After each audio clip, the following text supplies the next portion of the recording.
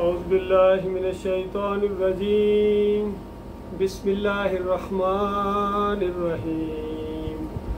وَيَوْمَ يَعُضُّ الظَّالِمُ عَلَى يَدَيْهِ يَقُولُ يَا لَيْتَنِي اتَّخَذْتُ مَعَ الرَّسُولِ سَبِيلًا يَا وَيْلَتَا لَيْتَنِي لَمْ أَتَّخِذْ فُلَانًا خَلِيلًا لَقَدْ أَضَلَّنِي عَنِ الذِّكْرِ بَعْدَ إِذْ جَاءَنِي وَكَانَ الشَّيْطَانُ لِلْإِنسَانِ خُذُولًا وَقَالَ الرَّسُولُ يَا رَبِّ إِنَّ قَوْمِي اتَّخَذُوا هَذَا الْقُرْآنَ مَهْجُورًا۔ یہ سورہ الفرقان کی آیات ہیں۔ الفرقان فرق کر دینے والی یہ کتاب ہے، حق اور باطل کو گٹھا نہیں رہنے دیتی ہے۔ قد تبین الرشد من الغی، ہدایت اور گمراہی کو بالکل علیحدہ کر دیا گیا ہے۔ کوئی بات ہے، کوئی شخصیت ہے، کوئی کتاب ہے، کوئی معاملہ ہے، آپ اس کو قرآن کی کسوٹی کے اوپر پرکھیں، بالکل اگر وہ حق ہے تو حق اس کے مطابق فیصلہ کر دے گی یہ کتاب، اور اگر باطل ہے تو اس کو رد کر دے گی۔ یہ کتاب اللہ کا کلام ہے، اللہ کی زبان ہے۔ اسی کتاب نے عربوں کو اٹھایا تھا۔ نبی علیہ السلام نے فرمایا اللہ تعالیٰ اس کتاب کے ذریعے قوموں کو عروج بخشتا ہے، عزت دیتا ہے اس کو ماننے کی وجہ سے، اور اس کو نہ ماننے کی وجہ سے ذلت اور پستی کی کھائیوں میں اللہ تعالیٰ دھکیل دیتا ہے قوم کو۔ یہی وہ بات تھی جو عمر بن خطاب رضی اللہ تعالیٰ عنہ نے اپنے دور کے اندر نبی علیہ السلام کی یہ حدیث سنائی کہ میں نے خود سنا ہے نبی علیہ السلام سے یہ بات کہتے ہوئے، گویا اپنی پوری قوم کو یہ تعلیم دے رہے تھے کہ آج اگر تمہارا رعب اور دبدبہ ہے دوسری قوموں کے اوپر، اور کوئی قوم ایسی نہیں ہے جو تمہارے ساتھ ٹکر لینے کے لیے تیار ہو، تو یہ صرف اللہ کی کتاب کی وجہ سے ہے۔ یہ تمہارے عرب ہونے کی وجہ سے نہیں ہے، یا مکی ہونے کی وجہ سے نہیں ہے، یا مدنی ہونے کی وجہ سے نہیں ہے۔ تو گویا بتایا گیا کہ جب تک اس کتاب کے ساتھ چمٹے رہو گے، اس کے عقائد کو اپناؤ گے، اس کو اپنا امام اور رہبر مانو گے، اس کتاب کو کبھی گمراہ نہیں ہوگے۔ اور نبی علیہ السلام کی گویا آخری وصیت بھی یہی تھی کہ دیکھو تمہارے درمیان دو چیزیں چھوڑے جا رہا ہوں، ایک اللہ کی یہ کتاب ہے اور ایک میری سنت ہے، میرا طریقہ ہے۔ جب تک دونوں کو مضبوطی کے ساتھ پکڑ لو گے تم کبھی گمراہ نہیں ہوگے۔ تو بالکل نبی علیہ السلام کی سچی بات سچی ثابت ہو گئی۔ اگر یہ قوم اس کتاب کو بالکل مضبوطی کے ساتھ پکڑ لیتی اور نبی علیہ السلام کے طریقے کے اوپر چلتی تو یہ کبھی اس کی یہ حالت نہ ہوتی جو آج پوری دنیا میں اس کی حالت ہو رہی ہے۔ یہ کتاب کو چھوڑنے کی وجہ سے ہے۔ تو لہٰذا آج میں اسی کتاب کے حوالے سے گفتگو کروں گا کہ آج جو امت مسلمہ پوری دنیا میں پھیلی ہوئی ہے، ان کا اسلام اور ان کا دین اور ان کا عقائد جو ہے اللہ کی کتاب کے مطابق نہیں ہے۔ اللہ کی کتاب کا انکار ہے، اور اللہ کی کتاب کا جو نچوڑ ہے وہ ایک کلمہ ہے لا الہ الا اللہ محمد رسول اللہ، کہ پہلی بات تو یہ ہے کہ اللہ کے علاوہ کوئی معبود نہیں ہے، اللہ کے علاوہ کوئی پکارے جانے کے لائق نہیں ہے۔ جب اللہ کے علاوہ کوئی پکارے جانے کے لائق نہیں ہے تو صحابہ کرام نے اس بات کو مانا تھا، کیونکہ قوم یا ابراہیم اغثنی یا لات بابا یا منات بابا کی پکارے لگا رہی ہے، تو ان کو منع کیا گیا کہ ابراہیم علیہ السلام کو پکارنا نہیں ہے، اسماعیل علیہ السلام کو نہیں پکارنا ہے، ان کے راستے پر چلنا ہے۔ وہ اللہ کے ماننے والے تھے، وہ توحید کے پھیلانے والے تھے، وہ شرک کا رد کرنے والے تھے، تو ان کے راستے پر اب تم نہیں ہو۔ تم بے شک ان کی اولاد ہو، سید زادے ہو، لیکن مومن نہیں ہو، مسلم نہیں ہو۔ اور اب اس راستے پر چلنے والے ہمارے یہ آخری نبی محمد صلی اللہ علیہ وسلم اور ان کے ساتھی ہیں، جس وجہ سے اللہ تعالیٰ نے ان کو عزت دی۔ دیکھیے ان آیات کے اندر اللہ تعالیٰ آخرت کا ایک منظر پیش کرتا ہے کہ ایک وقت آنے والا ہے کہ جو اس کتاب کو آج دنیا میں جٹلا رہے ہیں، اس کو پس پش ڈال رہے ہیں، اور اس کی بات کا ان کے اوپر کوئی اثر نہیں ہوتا ہے، جتنی مرضی نصیحت کی جائے اللہ کی آیات کے ذریعے، اور ان کے اوپر بال برابر اثر نہیں ہوتا ہے۔ اپنی زندگی کو تبدیل کرنے کے لیے تیار نہیں ہے، شرک اور کفر کو چھوڑنے کے لیے تیار نہیں ہے، اللہ کو اپنا اکیلا معبود ماننے کے لیے تیار نہیں ہے۔ مانتے تو ہیں لیکن اکیلا نہیں مانتے ہیں، اور مالک کا اعلان یہ ہے وَمَا يُؤْمِنُ أَكْثَرُهُم بِاللَّهِ إِلَّا وَهُم مُشْرِكُونَ، کہ اکثریت اللہ کو اس طرح مانتی ہے إِلَّا وَهُم مُشْرِكُونَ، ساتھ ساتھ شرک بھی کرتے ہیں، ہوتے مشرک ہیں، لیکن اللہ کے اوپر ایمان کے بڑے بڑے دعوے ہیں۔ کہیں فرمایا وَمِنَ النَّاسِ مَن يَقُولُ آمَنَّا بِاللَّهِ وَبِالْيَوْمِ الْآخِرِ وَمَا هُم بِمُؤْمِنِينَ کہ دعوے تو ان کے بڑے بڑے ہیں منو ٹنوں کے کہ ہم اللہ کو مانتے ہیں، ہم آخرت کو مانتے ہیں، اور مالک فرماتا ہے مومن نہیں ہے۔ بتائیے اس سے بڑی کوئی بدبختی ہو سکتی ہے کہ انسان خود کہے میں مومن ہوں، میں مومن ہوں، اور اللہ کہے نہیں مومن ہوتا ہوں؟ تو یہ معاملہ ہے۔ اور دوسری طرف یہ ہے کہ اللہ کسی کو اگر مومن سمجھتا ہے، پوری دنیا اس کے خلاف ہو جائے، تانے دے، الزامات دے، اور اس کی مخالفت پر جم جائے، اور مالک اس کو مومن کہتا ہے، اپنا بندہ کہتا ہے، میرا بندہ، اور عبد الرحمن ہے وہ، اللہ کا بندہ ہے، رحمان کا بندہ ہے، تو اس سے بڑا کوئی خوش قسمت ہو سکتا ہے؟ یہ معاملات ہیں، غور و فکر کے معاملات ہیں میرے پیارے بھائیوں۔ تو یہ دنیا تو عارضی ہے، ایک دن یہ وقت گزر جائے گا اور اگلا معاملہ شروع ہو جائے گا۔ اس زندگی کے بعد دوسری زندگی ہے، اور وہاں دو ہی ٹھکانے ہیں، یا تو ہمیشہ کی جنت ہے یا ہمیشہ کی جہنم ہے۔ اب کوئی تیسرا معاملہ نہیں ہے۔ ہاں وہ 50,000 سال اعراف کے اوپر جن کو رہنا پڑے گا درمیان میں، آخر وہ بھی جنت میں انشاءاللہ چلے جائیں گے، لیکن اس کے بعد انسانوں کی ایک عظیم اکثریت جہنم کے اندر جائے گی، اور پھر آہستہ آہستہ وہاں سے کچھ ایماندار نکلتے رہیں گے، اللہ بہتر جانتا ہے کتنی صدیاں وہاں رہیں گے، اور پھر آہستہ آہستہ نکلتے رہیں گے، اور ایک وقت وہ بھی آ جائے گا کہ آخری جہنمی جہنم سے نکلے گا، اور اس کے بعد گویا لاک کر دیا جائے گا، اس کے بعد کوئی جہنم کی آگ سے اندر نکل نہیں سکے گا، اور وہ لوگ رہ جائیں گے۔ آخری بات جو وہاں کے فرشتے کہیں گے وہ اس انداز سے مفہوم اس کا ہے کہ اب صرف جہنم میں وہ رہ گئے ہیں جن کو قرآن نے روک لیا ہے۔ تو بات قرآن پر آ گئی، پھر بات قرآن پر آ گئی، کیونکہ یہ اللہ کا کلام ہے، یہ اللہ کے احکامات ہیں۔ جس کو اللہ کی کتاب نے روک دیا اس کو پھر کوئی جہنم کی آگ سے نہیں نکال سکتا ہے۔ اور خوش قسمتی دیکھو ایماندار کی، آج عام طور پر کہتے ہوئے آپ ہمیشہ ایمان ایمان ایمان کرتے رہتے ہیں، تو ذرا ایمان کا اندازہ لگاؤ، وہ جو آخری جہنمی وہ مومن نکلے گا، گناہگار ترین انسان، تو اس کی جو جنت ہوگی وہ اس زمین سے 50 گنا بڑی جنت کا وہ مالک بنا دیا جائے گا، اندازہ لگائیے۔ پھر جو اس کے جی کے اندر آئے گا وہ پیش کر دیا جائے گا، اور ہمیشہ کی خوبصورتی اور جوانی اور کوئی بیماری نہیں، کوئی بڑھاپا نہیں، کوئی موت نہیں اعلان کر دیا جائے گا۔ اندازہ لگائیے، انبیاء سے ملاقاتیں ہوں گی اس کی، اور شہداء سے، صدیقین سے دوستیاں ہوں گی، صالحین کے ساتھ اٹھے بیٹھے گا، مالک کا دیدار کرے گا۔ کتنا بڑا خوش قسمت، اس وقت پتہ چلے گا ایمان کیا چیز ہے۔ اور بڑے بڑے عمل کرنے والے، لیکن اگر ایک شرک لے کے چلے گئے، وہ پکار کا شرک ہو، وہ نظر و نیاز کا شرک ہو، وہ واسطے وسیلے کا شرک ہو، وہ سجدہ تعظیمی کا شرک ہو، وہ جمہوریت کا شرک ہو، تعویذ گنڈے کا شرک ہو، بے حق فلاں بے حرمت فلاں کا شرک ہو، کوئی ایک شرک اگر لے کے چلا گیا، آدھا شرک لے کے چلا گیا، تو اندازہ لگائیے مالک کا اعلان ہے کہ پوری زمین اگر کوئی نیکیوں کے ساتھ لے کے آ جائے اور وہ شرک لے کے آیا ہے، اس کی ساری نیکیاں برباد کر دی جائیں گی۔ اور دوسری طرف فرمایا پوری کائنات کو گناہوں کے ساتھ بھر کے آ گیا، لیکن لا یشرک بی شیئا، میرے ساتھ شرک نہیں کیا ہے، لقیتہ بمثلھا مغفرۃ، ایک وقت آ جائے گا میری مغفرت کا، میں اس کو معاف کر دوں گا۔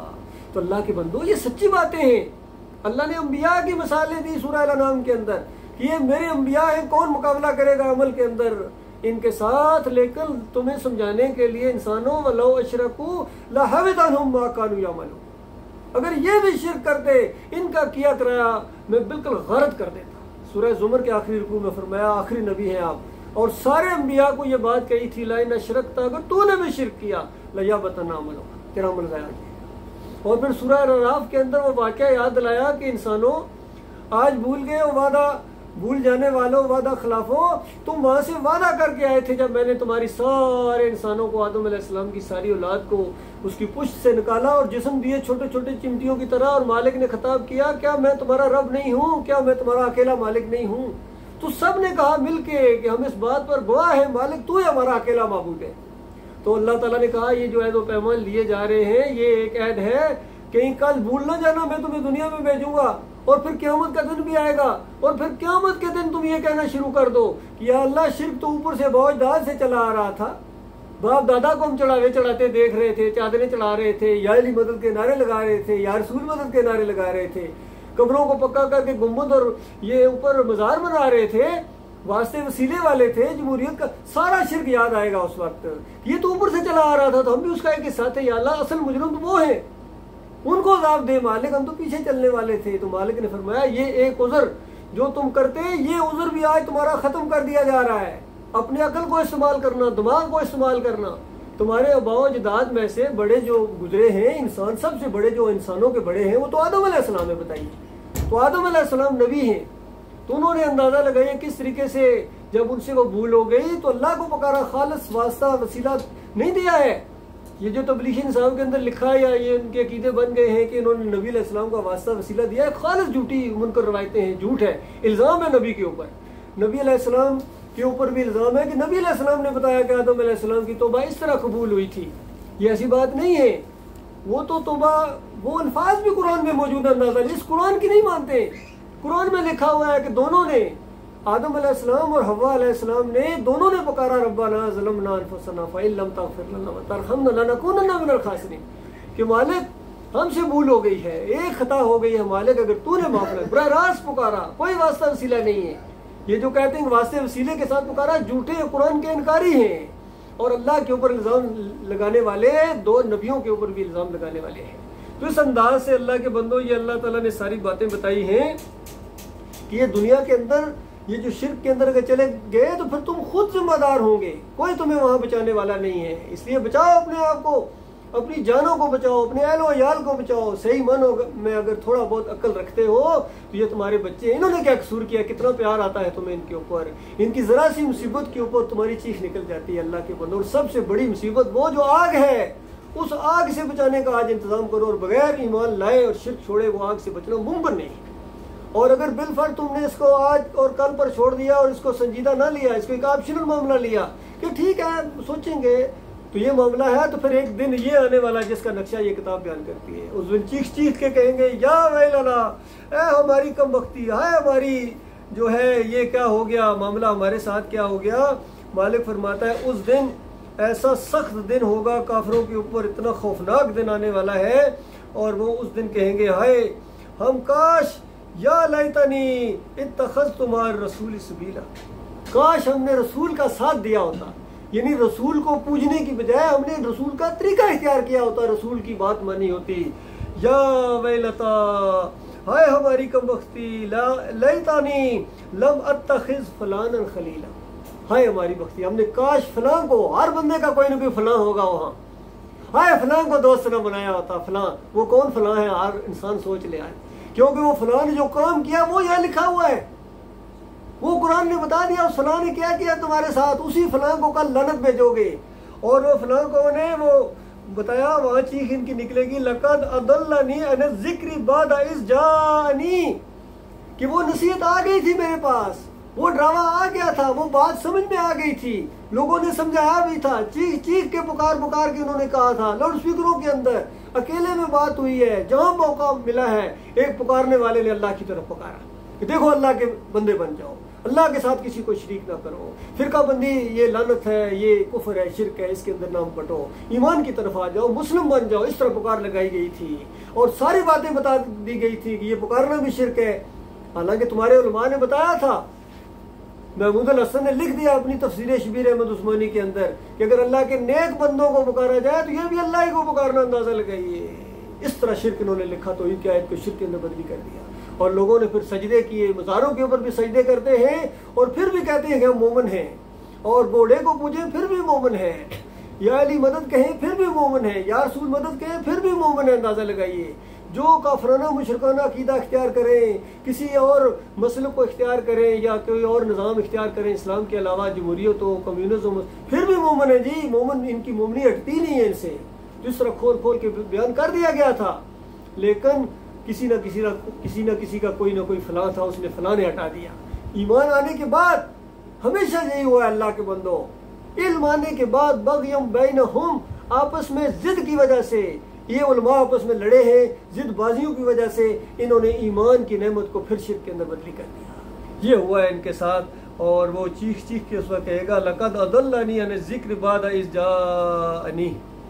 کہ وہ نصیحت جو میرے پاس آ چکی تھی. باقی ہر ایک کا معاملہ ہے، لیکن ہمارے ساتھ میں بالکل پن پوائنٹ کرنا چاہتا ہوں جس بنیاد کے اوپر ہم اٹھے تھے، توحید کی دعوت اٹھی اس دور کے اندر ڈاکٹر عثمانی رحمۃ اللہ علیہ کے ذریعے، جس کی وجہ سے ہمیں یہ باتیں سمجھ میں آئی، ایمان کی باتیں، ورنہ ہم بھی اسی طرح چڑھاوے چڑھاتے رہتے اور سر میلے کرتے رہتے، سارا معاملہ ہوتا ہے. اس جماعت کے اندر بھی محمد حنیف نے یہ سجدہ تعظیمی کا شرک ڈال دیا. اس وقت یہ سارے اس کے جتنے ماننے والے ہیں اس بے ایمان کو کہیں گے کہ ہائے ہماری بدبختی، اس ظالم نے علم آنے کے بعد، علم آ گیا تھا یہ سجدہ تعظیمی شرک ہے،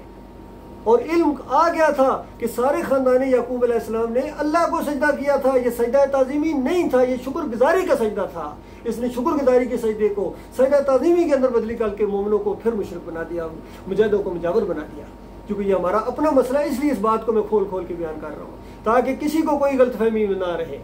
تو فرمایا اس طرح